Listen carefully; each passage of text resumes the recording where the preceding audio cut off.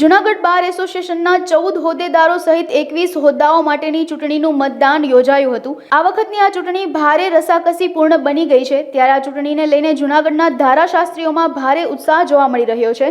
જૂનાગઢ બાર એસોસિએશનમાં કુલ 766 મતદારો છે અને અહીંના બાર એસોસિએશનમાં પ્રમુખ, ઉપપ્રમુખ, સેક્રેટરી, જોઈન્ટ સેક્રેટરી, ખજાનચી અને કારોબારી સભ્ય સહિતના 14 હોદ્દેદારો અને કારોબારીના સભ્યો સહિત 21 હોદ્દાઓ માટે આજે ચૂંટણીનું મતદાન થયું હતું, જેમાં 60 જેટલા ઉમેદવારી પત્ર ભરાયા છે।